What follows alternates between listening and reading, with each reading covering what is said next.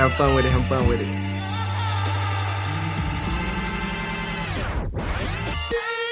Hey, if you're wicked, I don't mess with you. Nah, I ain't messing with you. Hey, check it.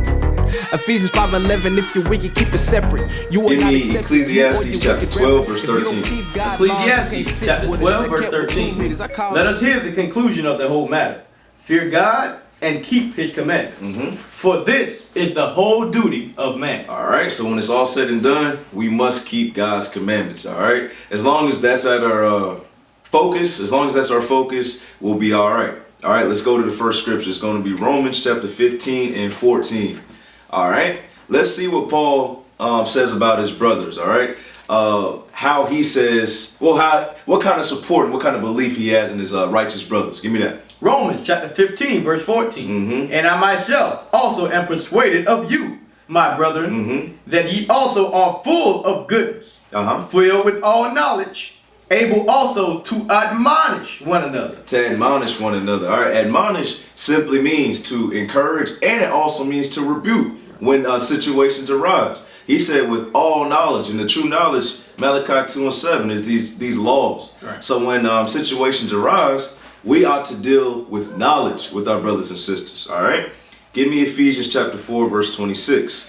All right, because me myself dealt with anger and wrath. All right, so the key thing is when somebody does offend you. All right, you can get you will get angry because you are human. Even the Most High God, he has that emotion. He's been angry before. But what's the key? Read that. Ephesians chapter 4, verse 26. Be ye angry and sin not. And do what? And sin not. All right, why? Because you have the knowledge. You have God's laws. You now know that you're an Israelite and you must keep God's laws. So yeah, you will feel anger, but that's no excuse to sin. All right? From there, let's go to Sirach chapter 3 and 24. All right? Now the reason I'm bringing out this scripture is because Satan likes to play on people's minds. All right, he likes to create strife when there's nothing really there. All right, give me that. Sirach chapter 3, verse 24. For many are deceived by their own vain opinions. Many people are deceived by their own vain opinions. So let's say, for an example, you feel offended, right? But your brother or sister really may have not even done nothing. They might have been short with you because they were in haste. They needed to go somewhere, but you took it.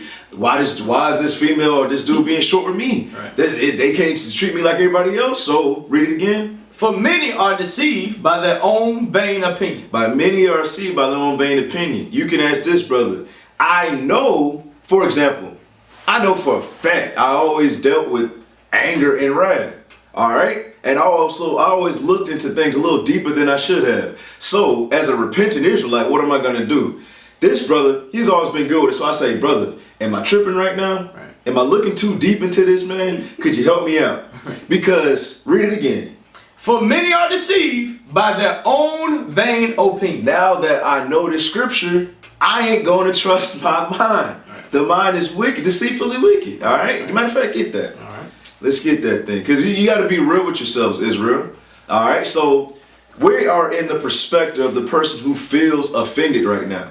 All right? Give me that. Jeremiah chapter 17, verse 9. The heart is deceitful above all things. All right. So now that you're an Israelite, you know that your heart is deceitful above all things. Mark 7 and 21 gives you a list of the things that your mind is capable of thinking. Right. All right? From there, let's go to Matthew chapter 5, verse 22.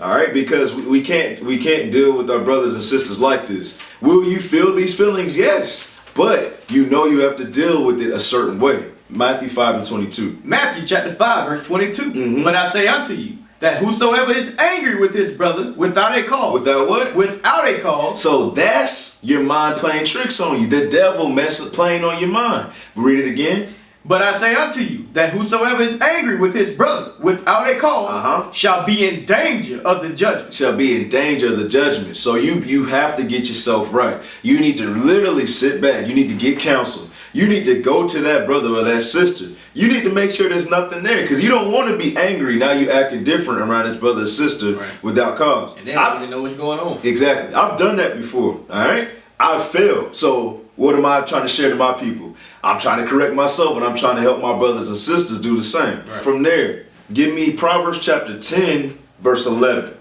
Proverbs chapter 10, verse 11. The mouth of a righteous man is a well of life.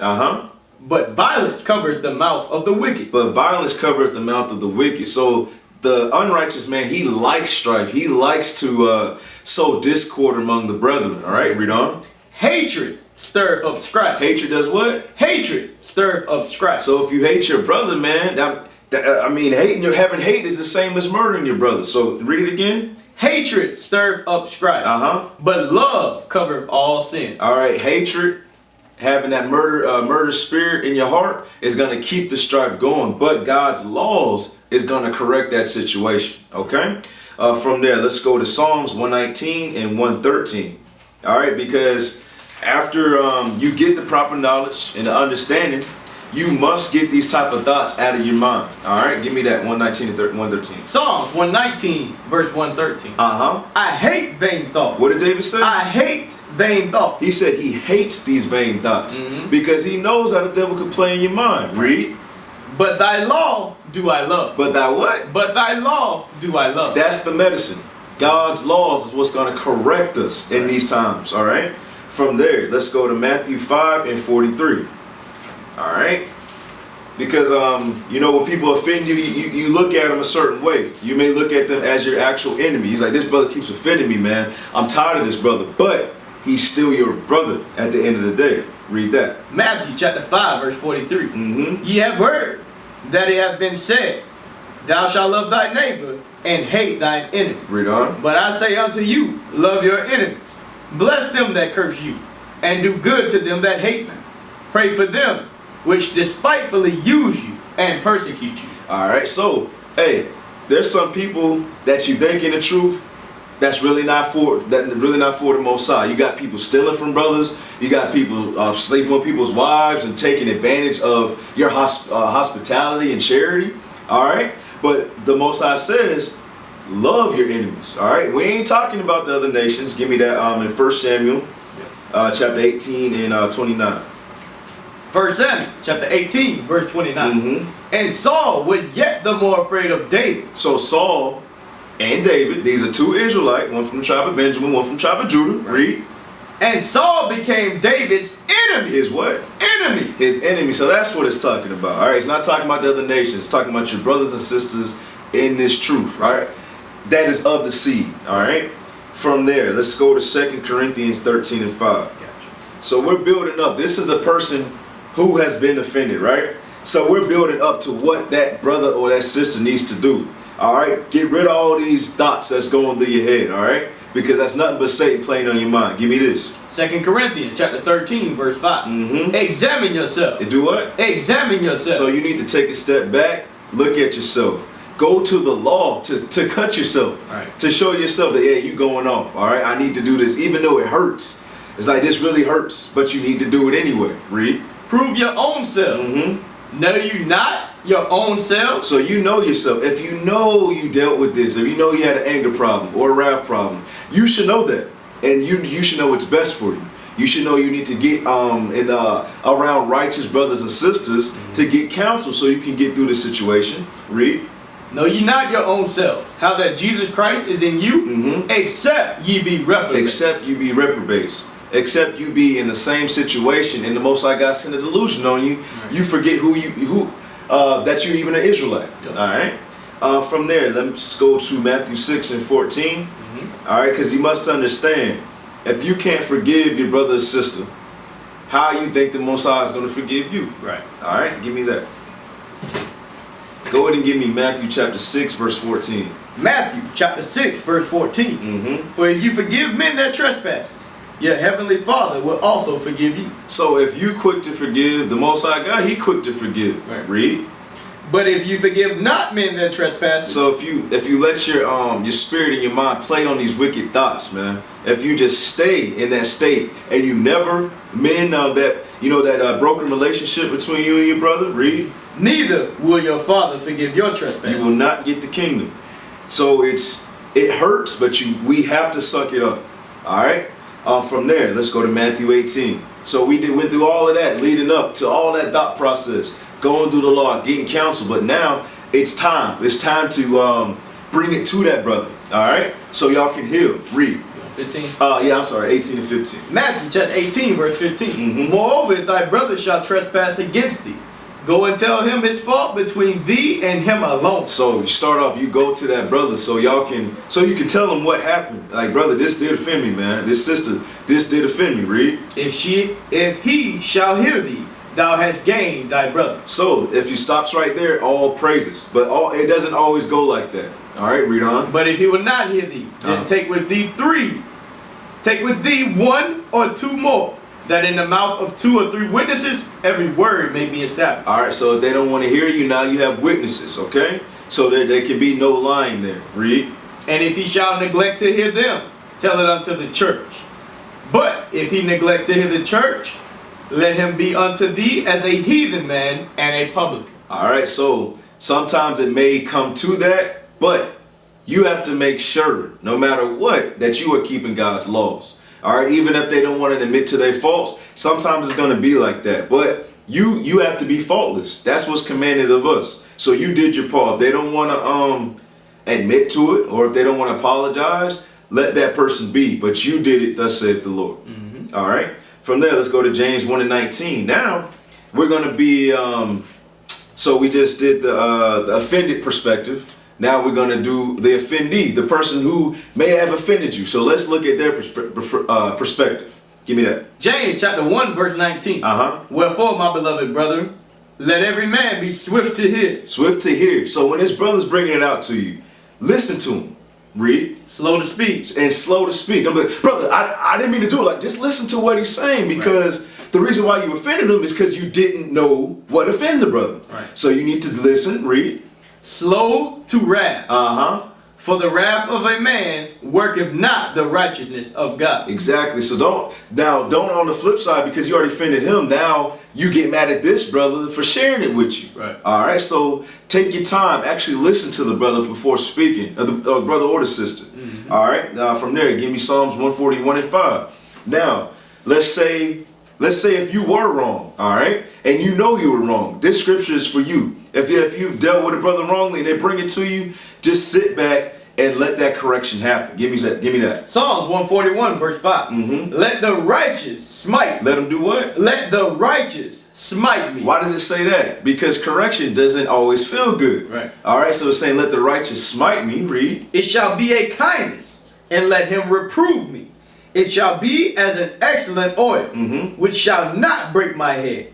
For yet my prayer also shall be in their calamity. Because that's the kindness that you need. Now, the brother not telling you nothing, no, that's not kindness, that's hate. Because you're going to keep doing the same thing. But that's the type of correction, that's the type of love we want from our brothers and sisters. All right, from there, let's go to Romans 12 and 15. All right, so this is from the dude that offended that person. So the brothers or sisters opening up to you and trying to really gain you, and saying that this offended me. This is what we need to do. Give me that. Romans chapter 12 verse 15. Rejoice with them that do rejoice. Read. And weep with them that weep. So if this really offended them and it brings up to tears or emotional, consider that. Don't be like, nigga, what you crying for? Sister, don't be like that. All right. It says on the back end of that, weep with them. Weep with them that weep. So you need to be sympathetic. All right, actually have some compassion for your brother or sister that it is bothering them, that you even care enough to sympathize with them. Read on. Be of the same mind. Be of the what? Be of the same mind. Be of the same mind. Read. One toward another. Mind not high things, but condescend to men of low estate. All right, don't be high-minded. Don't say like, hey, I'm really ain't even trying to hear all that. No. Relate to the brother or sister. All right. From there, finish that. Be not wise in your own conceit. Do what? Be not wise in your own conceit. Be not wise in your own conceit. All right. Don't go off on your own vain opinion, just like Sirach 3 and 24 said. All right. From there, let's go to Zechariah 7 and 9 to go along with Romans 12 and 15. All right. To show you how you're supposed to be with your brothers and sisters. All right. Zechariah 12 and 9. Yes, sir. Zechariah chapter 12 and verse 9. I'm so sorry, 7 and 9. Excuse me. 7 and 9. I think you said it right. All right. Thus Thus speaketh the Lord of hosts, saying, execute true judgment, and show mercy and compassion, every man to his brother. Show mercy and compassion, every man to his brothers and sisters. That's how we need to be. Why? We are the sons and daughters of God. We are not niggas and spicks anymore. So if your brother's feelings are hurt, that should be something big. You should be like, dang, like how are we going to rebuild this nation when we got strife and envyings going amongst the body, and we can't even be on one accord? If somebody new coming in, how in the world are we going to go further? So you need to be compassionate and show mercy to each other. From there, let's go to Colossians 3 and 12. All right, how to deal with strife and quarrels and disagreements in the body between your brothers and sisters. Colossians chapter 3 and verse 12. Put on therefore as the elect of God. So it says, realize that you are a son, a daughter of God. Read. Holy and beloved, bowels of mercies, kindness, humbleness of mind. Read. Meekness, long suffering, forbearing one another, and forgiving one another. And forgiving one another. Here's the point. Read. If any man have a quarrel against any. So if any man have a disagreement or argument against any, read. Even as Christ forgave you, so also do ye. Didn't Matthew 6 just say the same thing? Say the same thing. Read on. And above all these things, put on charity. Put on what? Put on charity. Charity. All right, be charitable. Relate to that person. Be hospitable. Read. Which is the bond of perfectness. Perfectness. What is perfection according to the law? I mean, it's keeping God's laws. I'm sorry. 1 Kings 8:61. That's perfection according to the Bible. Keeping God's laws. All right. From there, let's go to 1 Corinthians chapter 12, and I'll start at verse 20. 1 Corinthians 12 and 20. Yes, sir. 1 Corinthians chapter 12 and verse 20. But now are there many members, but yet one body. So if you read down, you're going to get the whole perspective, all right? The ear can't agree. The ear, the eye, the foot, the knee, everything has to be on one accord in order to work as one body, all right? I just wanted to get that point, but let's go to, jump down to verse 25 for the sake of time. Verse 25.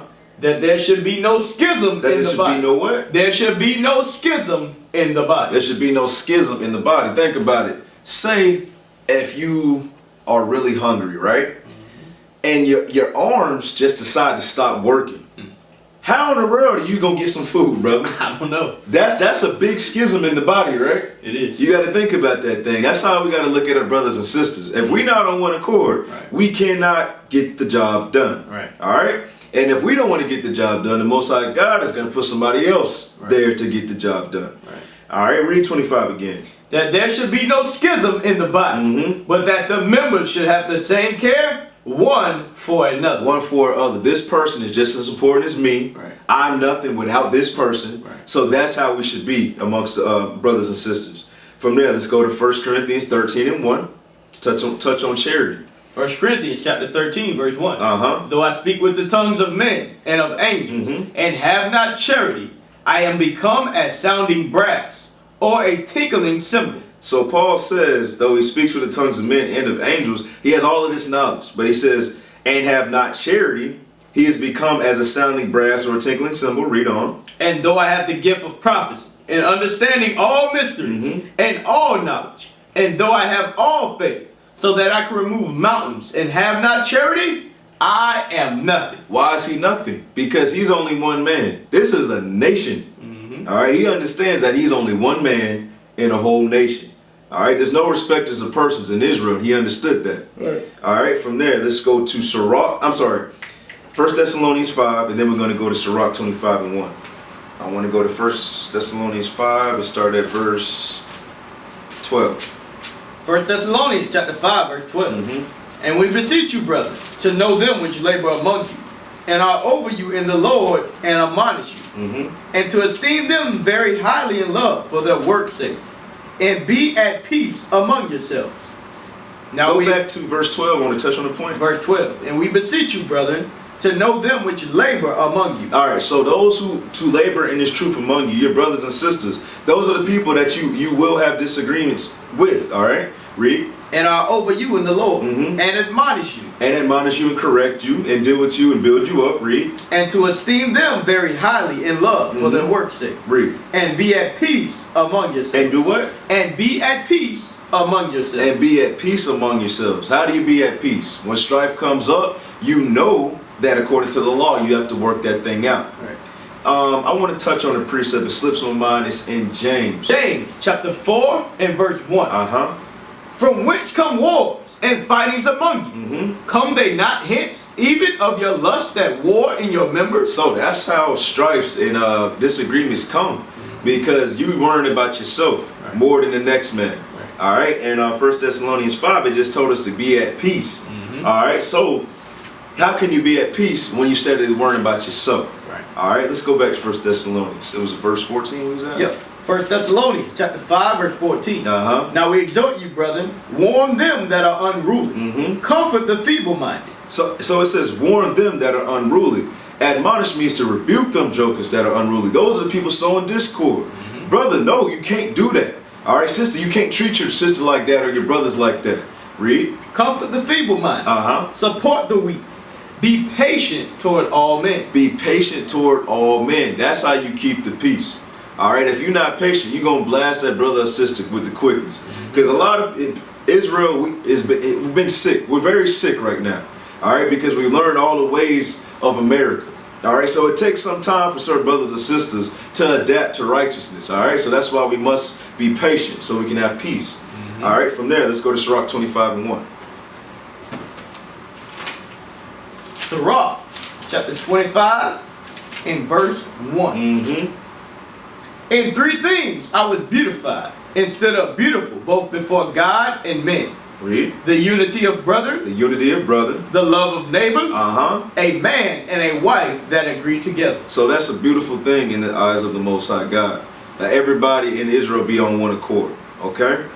From there, let's go to Romans 15 and 4. We're going to go visit a story in the law, all right, to show you an example how we should be patient, how we should be forgiving, how we should be loving. Why? Because we know what it's about. We know that this is to rebuild the nation of Israel. Right. All right. Yeah. Actually, before Romans 15 and 4, read John 1 and 12. Gotcha. All right. John chapter 1 and verse 12.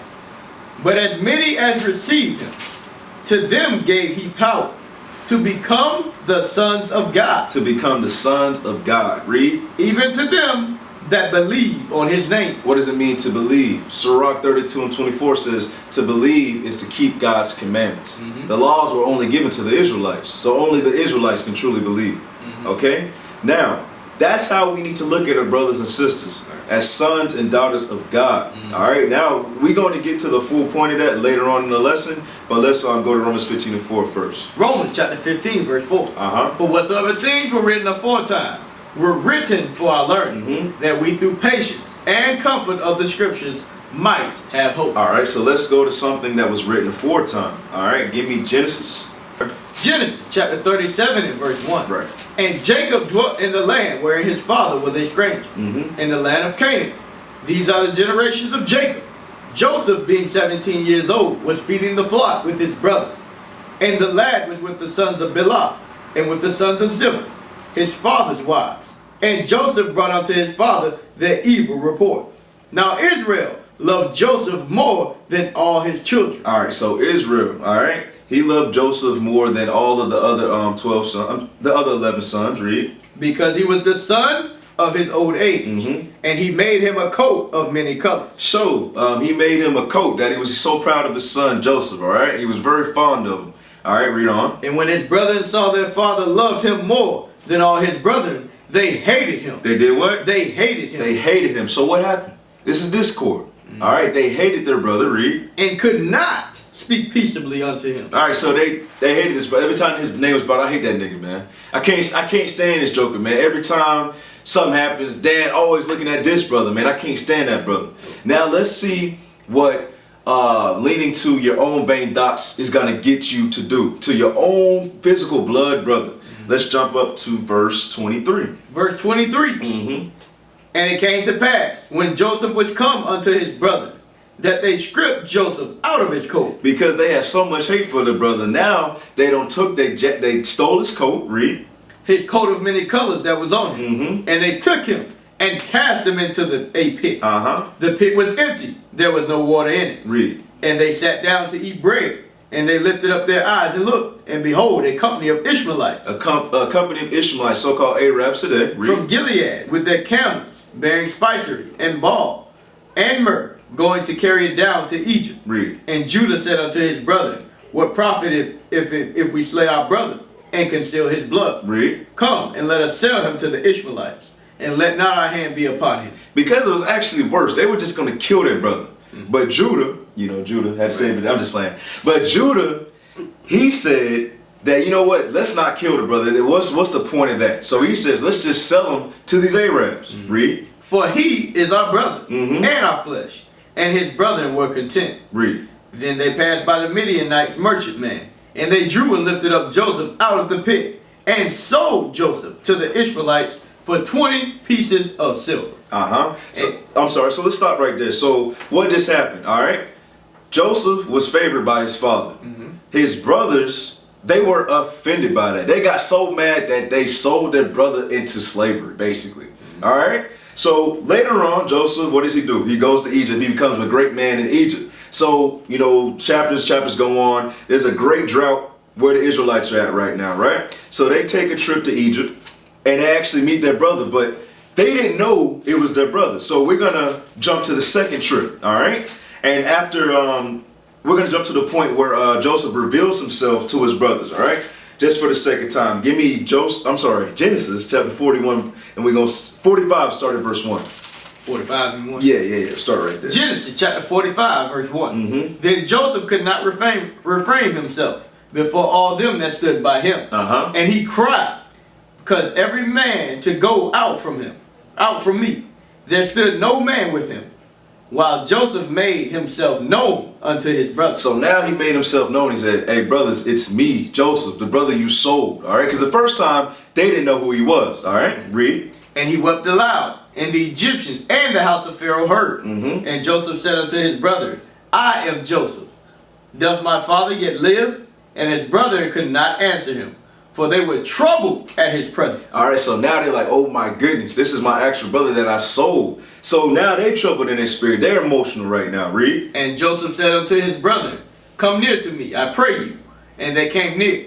And he said, I am Joseph your brother, whom ye sold into Egypt. Read. Now therefore, be not grieved, nor angry with yourselves, that ye sold me hither. For God did send me before you to preserve life. To preserve life, read. For these 2 years hath the famine been in the land, and yet there are 5 years in which there shall neither be earing nor harvest. Read. And God sent me before you to preserve you a posterity in the earth. Read. And to save your lives by a great deliverance. And to save your lives by a great deliverance. So Joseph could have been pissed when he seen his brothers like, hey, Egyptian guard, kill these niggas. He could have said that. But what did he do? He was like, oh my goodness, it's my brothers. They offended the crap out of me. They sold me, but still he had love and compassion for his brothers. Why? Read verse 7 again. Verse 7. And God sent me before you to preserve you a posterity in the earth, and to save your lives by a great deliverance. By a great deliverance. So let's think about that today. Why should we overcome? Why should we make amend and come back with our brothers and sisters? Why? Give me Zephaniah 2 and 1. All right? Let's put this in the same way that Joseph did with his brothers. Why? Because he knew that the Israelites are God's chosen people, and he had a purpose for the Israelites. So he understood that the Most High God allowed him to get sold into slavery to the Egyptians for all of this to happen. He understood that. So we read in John 1 and 12 that we are the sons and daughters of God. Now let's get a better understanding of the same picture. Read that. Zephaniah chapter 2 and verse 1. Gather yourselves together. He did what? Gather yourselves together. The Most High God says, Israelites, gather yourselves together. So after he seen his brothers again, what did he do? He gathered together. He said, go get Israel, bring him back. He brought all of the Israelites into Egypt.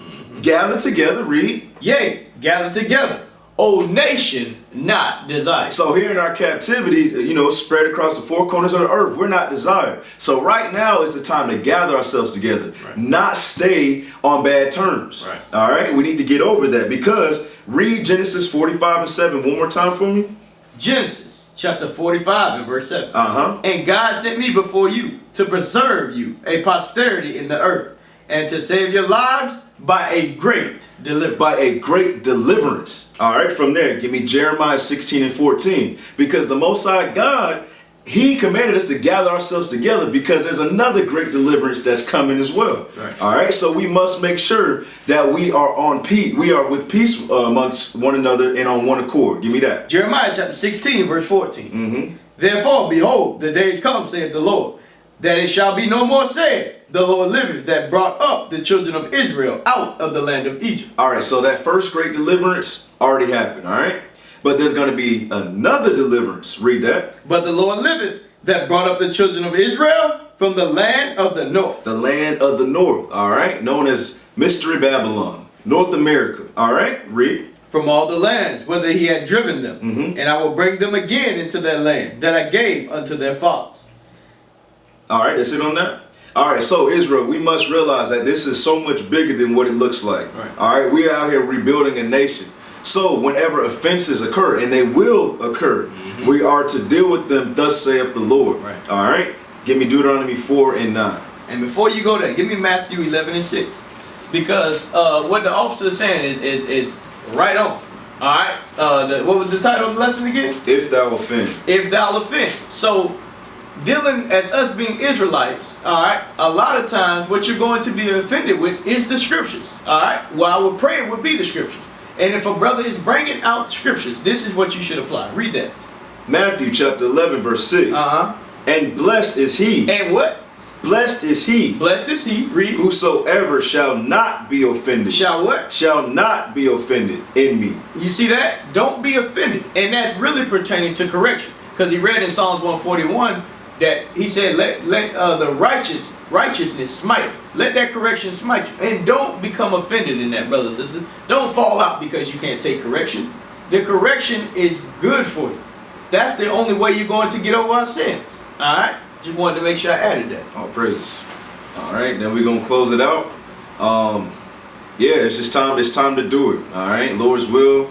You can use some of these scriptures if you didn't have them before to deal with your brother and sisters in righteousness. Give me that. Deuteronomy chapter 4 verse 9. Mm-hmm. Only take heed to thyself and keep thy soul diligently, lest thou forget the things which thine eyes have seen, and lest they depart from thy heart all the days of thy life. All right, so what you've seen and heard today, you must be diligent. You must go over these scriptures and apply them to your everyday life. All right, read. But teach them thy sons and thy sons' sons. From there, give me 1 Samuel chapter 2, verse 3. Gotcha. All right.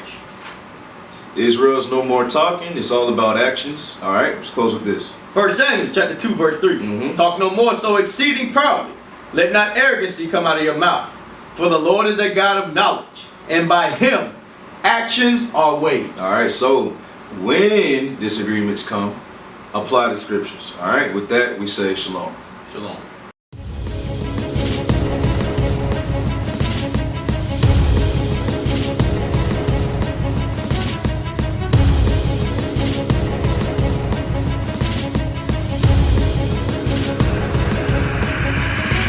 Shalom, Israel. I'm Elder Nathaniel of Israel United in Christ. YouTube likes to shut our channels down, as some of you have noticed, ever so often. Subscribing to join IUIC will assure you will always stay connected to our YouTube accounts. We want to do our best to make sure this truth gets out. Please click and join our subscriber YouTube channel called Join IUIC to stay linked to all of our videos. So again, please make sure you subscribe to this Join IUIC channel to get your latest updates from all our YouTube channels. Shalom.